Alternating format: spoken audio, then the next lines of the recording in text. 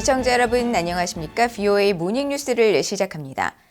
한국 정부가 10년 만에 국군의 날 시가행진 행사를 가졌습니다. 윤석열 대통령은 기념식에서 북한이 핵을 사용할 경우 한미동맹의 압도적 대응을 통해 북한 정권을 종식시킬 것이라고 거듭 밝히고 최근 캠프 데이비드에서 열린 한미일 3국 정상회의를 거론하면서 한미일 협력 체계는 북핵 억지력을 더 강화시키고 있다고 강조했습니다. 허무호 기자가 보도합니다. 제75주년 한국 국군의 날 기념식이 성남 서울공항에서 열렸습니다. 6,700여 병력과 200여 대 장비가 참가한 가운데 한국의 윤석열 대통령은 열병식을 진행했습니다. 윤 대통령은 기념사를 통해 북한 정권은 핵무기가 북한의 안위를 지켜주지 못한다는 사실을 분명히 알아야 한다고 밝혔습니다. 북한은 지난 수십 년 동안 국제사회의 거듭된 경고에도 불구하고 핵과 미사일 능력을 보도하고 있으며 나아가 핵 사용 협박을 노골적으로 가해오고 있습니다. 이는 우리 대한민국 국민에 대한 실존적 위협이자 세계 평화에 대한 중대한 도전입니다. 이어 한국 국민은 북한의 공산 세력과 그 추종 세력의 가짜 평화 속임수에 현혹되지 않을 것이라면서 북한이 핵을 사용하면 우방국들과 긴밀히 연대해 북한 정권을 종식시킬 것이라고 경고했습니다. 우리 군은 실전적인 전투 역량과 확고한 대비 태세를 바탕으로 북한이 도발해 올 경우 즉각 응징할 것입니다. 북한이 핵을 사용할 경우 한미 동맹의 압도적 대응을 통해 북한 정권을 종식시킬 것입니다. 윤 대통령은 이어 미한 정상이 합의한 워싱턴 선언과 핵협의그룹 NCG를 통해 미국의 핵 자산과 한국의 비핵 자산을 결합한 일체적 대응 체계를 구축해 나갈 것이라면서 한미 동맹은 핵을 기반으로 하는 동맹으로 고도화됐다고 밝혔습니다. 특히 한반도 영내 수시로 전개될 미국의 전략 자산은 북핵 억지력을 강화시킬 것이라면서 한미 동맹의 협력 범위는 우주와 사이버 영역으로 확대하고 연합 연습과 훈련도 더욱 강화할 것이라고 밝혔습니다. 정부는 굳건한 한미 동맹을 바탕으로 한미일 안보 협력을 더욱 강화하고 나아가 우방국들과 긴밀히 연대하여 강력한 안보 태세를 확립해 나갈 것입니다. 윤 대통령은 또 광복 후 제대로 된 무기도 없던 한국군은 이제는 적에게 두려움을 안겨주는 세계 속의 강군으로 성장했다며 국산 첨단 전투기와 세계 최고 수준의 이지스함을 건조했고 뛰어난 성능의 전차와 자주포, 전투기를 사상 최대 규모로 수출하는 성과를 달성했다고 밝혔습니다. 10월 1일 국군의 날에 앞서 진행된 이날 기념식 후에는 서울 광화문에서 시가행진이 개최됐습니다. 한국의 국군의 날 시가행진은 지난 2013년 이후 10년 만에 재개됐습니다.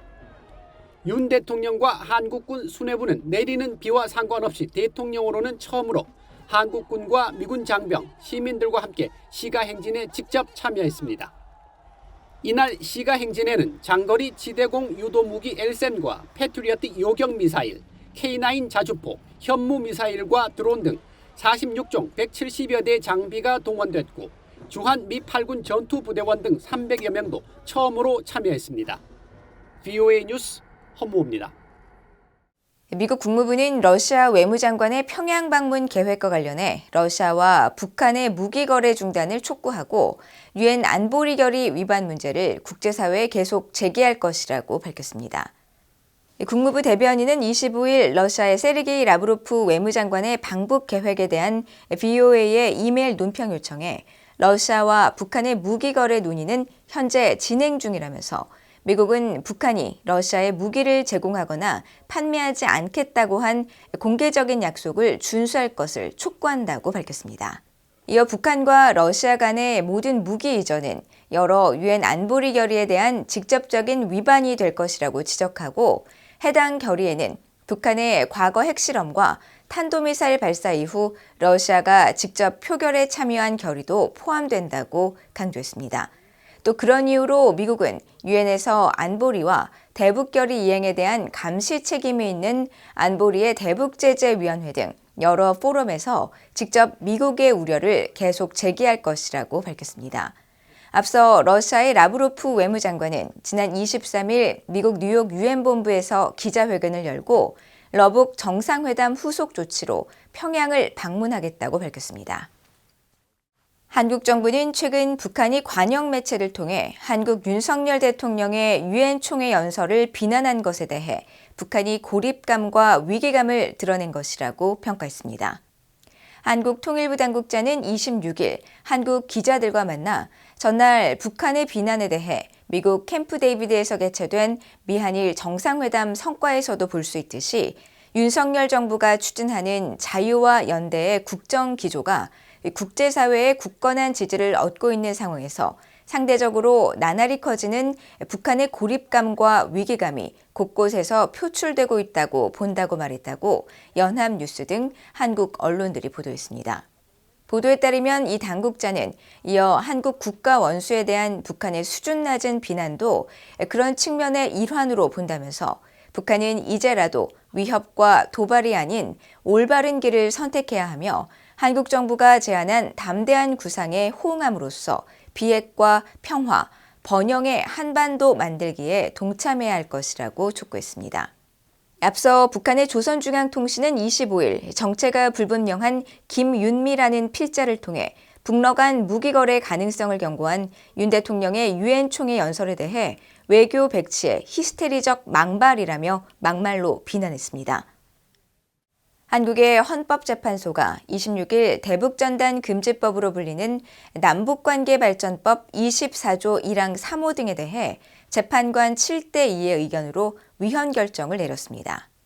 위헌 결정을 한 재판관 7명은 대북전단 살포를 금지한 조항이 표현의 자유를 지나치게 제한해 헌법에 어긋난다고 판단했으며 특히 북한의 특성상 북한을 자극해 도발을 일으킬 수 있을 만한 표현의 내용은 상당히 포괄적이며 심판 대상 조항에 의해 제한되는 표현 내용이 광범위하고 그로 인해 표현의 자유가 지나치게 제한된다고 지적했습니다.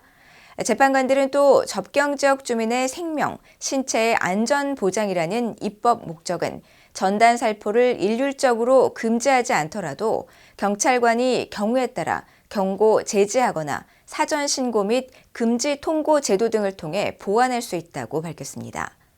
헌재의 위헌 결정에 따라 대북전단 살포 행위를 처벌하는 조항은 즉시 효력이 사라집니다.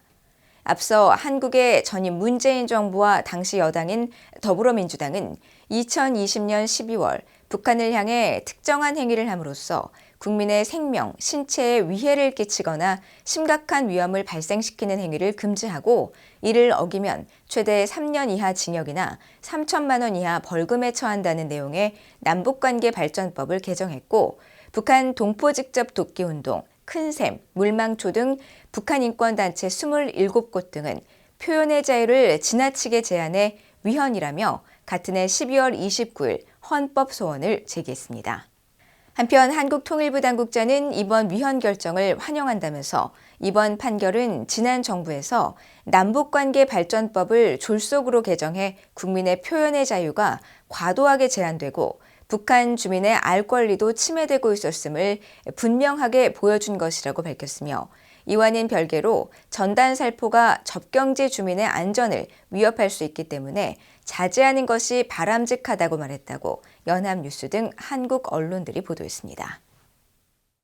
조현동 미국 주재 한국대사는 미국 국가우주위원회 시라그 파리크 사무총장 등 우주 분야 미국 정부 고위 인사들과 만나 우주 협력 강화 방안을 논의했다고 한국 대사관이 밝혔습니다.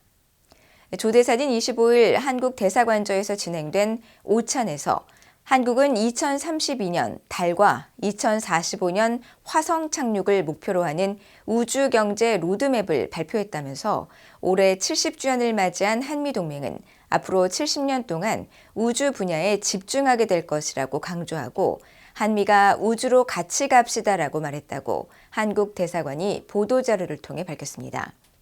한국 대사관에 따르면 이번 만남은 지난 4월 한국 윤석열 대통령의 국빈 방문 후속 조치 차원으로 양국 간 상업 우주 분야 협력을 강화하기 위한 것이며 미국 상무부의 마이클 모건 환경 관측 예측 차관보와 국무부의 폴딘 군비 통제 검증 이행국 선임 부차관보 등이 참석했습니다. 조 대사는 또 이날 오후에는 오는 11월 예정된 미한 우주 주간에 앞서 미국과 한국의 우주 분야 기업인과 백악관, 미국 항공우주국 나사, 국무부, 상무부 등의 우주 분야 담당관들을 초청해 사전 리셉션을 진행했습니다. 이상으로 BOA 모닝 뉴스를 모두 마칩니다. 시청해주신 여러분 고맙습니다.